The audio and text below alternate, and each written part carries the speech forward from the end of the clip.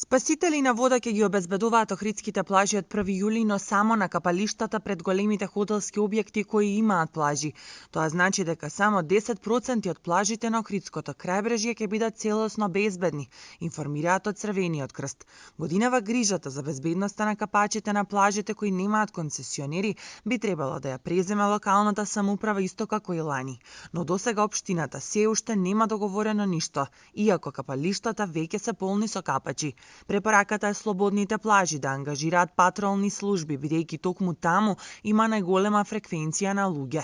Најголем број беа на капалиштата, кои што се најфреквентни и тука и беше најчестото задржување на патролите на плажата Горица 3, Орце Николов, значи тој потек каде што имаме најголема фреквенција на капачи, а немаме постојани концесионери, односно постојани спасители, туку патролите беа стационирани на тоа место во поддел од денот. Општината на капалиштата каде што нема постојано ангажирани спасители, треба задолжително да постави и табли со ознака дека нема спасители, а дека има патролни служби доколку се ангажираат подвижните екипи, додава Точков. Тој напоменува дека минатата година имале ангажирано 15 спасители кои биле стационирани или патролирале на плажите, но интересот за оваа хумана дејност од година в година оди во надолна линија.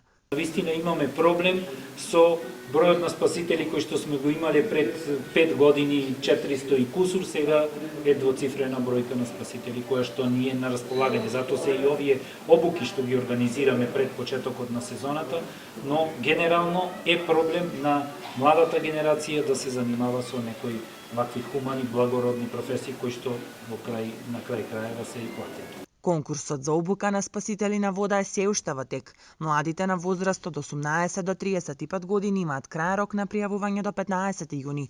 Обуките ќе траат 8 дена, а по успешното завршување се стекнуваат со меѓународно признаен сертификат за спасители на вода.